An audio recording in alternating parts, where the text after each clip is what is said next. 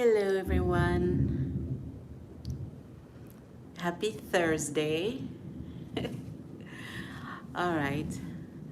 I am going to give just a few minutes. I'm going to wait just a few minutes before we start to give more people time to join.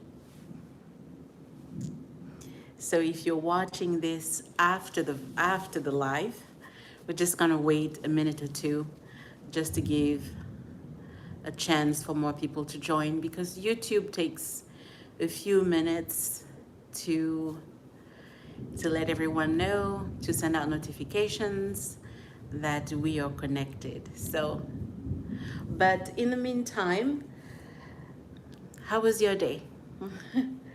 Oh, and happy Thursday. Today's Thursday. There's just, you know, if you're working Monday through Friday, tomorrow is Friday.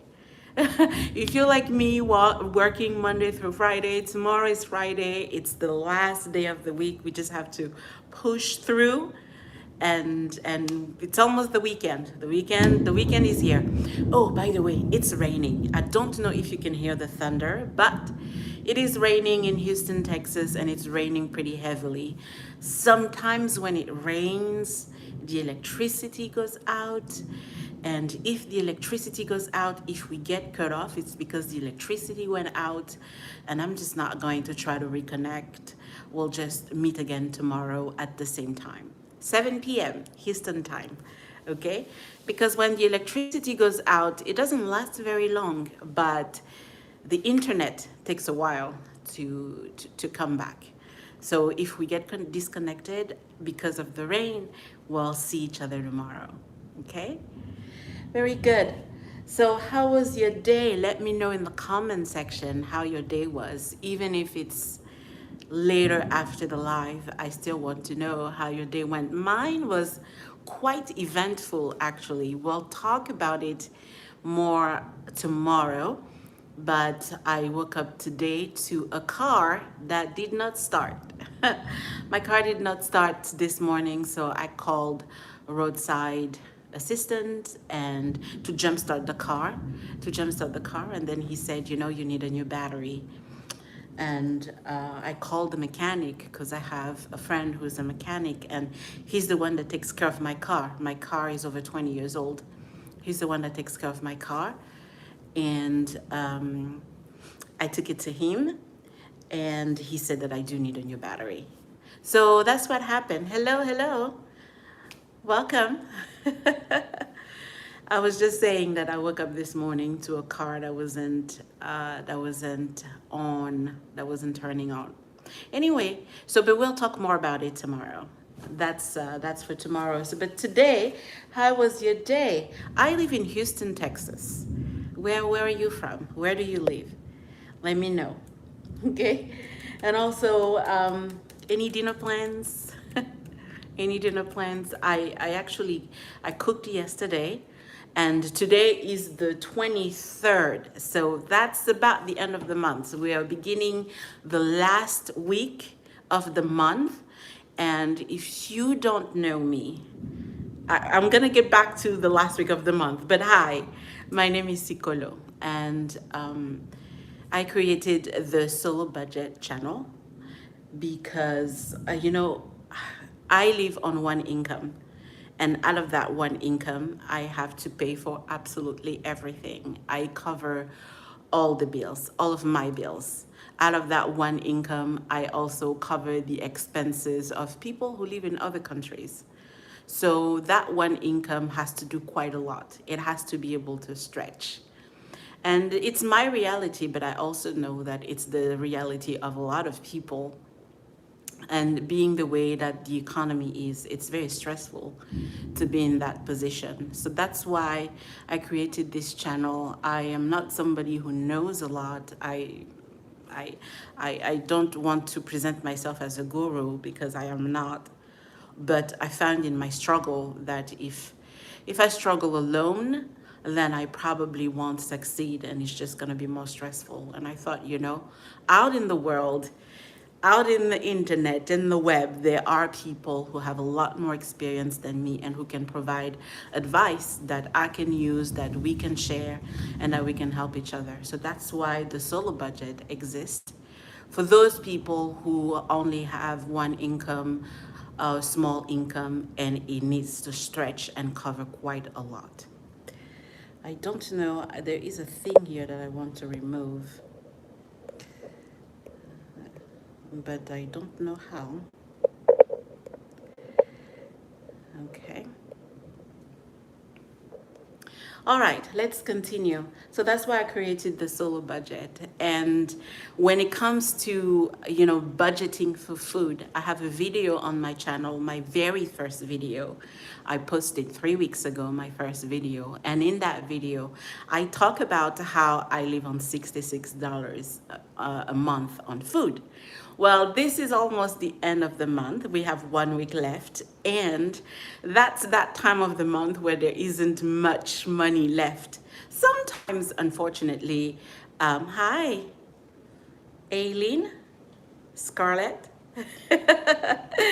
Hello, Aileen. It's nice to have you here. I hope you had a good day. I hope you had a very good day. So this is the end of the month, and we are at the beginning of the last week of the month, and that's when, sometimes there's no more money. There's no more money for food. And so we're going to talk about that today. We're going to talk about what do we actually eat when there is no more money left for food. We can't go on Instacart. We can't go on Uber Eats. We cannot do an emergency run to the grocery store. The only thing that we have is what is in the kitchen and and what we have in the fridge. Thank you, Aileen. Thank you. So that's what we're talking about today. Right? What can we actually eat? I want to know, if you have some advice, if you have something that you want to share with the community, I would love to know what it is that you do. I have a video about it that I posted a few days ago, and the video is doing pretty well. And that tells me that I am not the only one in that situation. And I feel like we are, many of us were a bit ashamed to talk about that, but it's the reality of a lot of people. And that's probably why the video is doing well. I'm going to link the video somewhere on the screen after the live. I don't know if it's possible to do it right now, and I don't know how to do it. But after the live, I'm going to link that video somewhere, and you'll be able to, it will be on the screen or maybe the description box. Thank you, Aileen. And you will be able to watch that video. So I think that's what that video is doing well. I'm looking on the side because I have all my notes here, and I want to make sure that I hit all the points during this live. Okay? So that's what that video is doing well. I think a lot of people can relate to that. Being at the end of the month and not having much. So what I would like to know from you, if you want to share, if you don't mind sharing with us, what I would like to know from you talking about food is, what is the one ingredient that you always keep in the house? You always have it in the house. You always have it in the kitchen because you know for a fact, for sure that you can make a meal out of it. Even if it smells a little funny, even if it looks a little funny, what is that one thing that you always have in the house, or that your mother always had in the house, or that your sister always has in the house? Because they know for sure, and you know for sure, that you can turn it into something you can eat. Let me know. I would really love to know. For me, I'm going to say I have two things in mind, but I think I'm going to go for flour. I'm going to go for flour. I always have flour in the house because I know I can turn it into food. Even if it looks a little bit funny, but I've never seen flour look funny. I have never seen flour look funny. So, when I think it's gonna be too hot, I live in Texas. When I think it's gonna be too hot, I put it in the fridge. Purple. My favorite color is purple. So I put it in the fridge when I think it's gonna go. It's not pink. When I think it's gonna be too hard, I put the flour in the fridge. But I can do quite a lot with flour. It doesn't matter what kind of flour it is. I can do quite a lot. So it's always, absolutely always in the kitchen. Absolutely always in the kitchen. What is yours? Let me know. I wasn't, growing up, I didn't know what to do with flour. It's not something that my mother kept in the kitchen. It's not. I don't think so. Using flour is something that I learned in 2020 during the pandemic. We were all stuck at home, right? I think we all remember that time. And I lived in Mexico in 2020. I was there for many, many years. I was in Mexico. I lived in Mexico for 10 years. And so during the pandemic, I had to learn to use flour in order to make bread and make different things because we couldn't go out. We couldn't go out. So I became almost obsessed with watching bread making videos and crepes and waffles and pancakes. I became really obsessed with learning how to make a lot of things from scratch with flour and how to use different flours. I'm kind of happy about that because today I can make quite a lot with just flour and water. I can.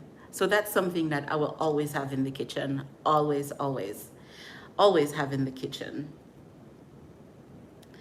And another question that we have tonight is, what is always the first thing to disappear on your in your kitchen? What food is always what food is always the first thing to disappear in your kitchen? This is the end of the month, and I have run out of proteins. I've run out of proteins. Proteins, that's always the first thing that disappears in the kitchen. And the last week of the month is very often a vegetarian week. It is a vegetarian week. Protein is expensive. Protein is expensive to buy. And so once there is no more, I buy proteins at the beginning of the month, one trip, and that's it. Just make that one trip at the beginning of the month. We'll buy the protein I need. And if I run out of protein, that's it. That's it. I will just have a vegetarian week. And it's not bad. I think it's actually great, to have a vegetarian week. I think so. Thank you. Thank you. I think it's, have a good day too. Have a good evening, Aileen. I hope I'm saying your name right. So, I think it's not bad to have a vegetarian week. Kind of give a break to the digestive system and eat something else. It's great. I actually like it. But that is the first thing that disappears in the kitchen. In my case, once it's gone, I will not repurchase. I am not going to buy more. But the thing that I do run out of very often is fruits because I like to eat fruits. And I also like to show people that even on a budget, it is possible to eat plenty of vegetables and eat plenty of fruits. I always eat plenty of fruits. So every week I run out of fruits. I do. But that's something that a lot of the time I can easily repurchase because bananas are pretty cheap at the grocery store. Very often they are on sale, and I can always have bananas. I do eat a lot of fruits. But when I don't have any more fruits, yes, I will go and buy more. Proteins, no. Once it's gone, it's gone.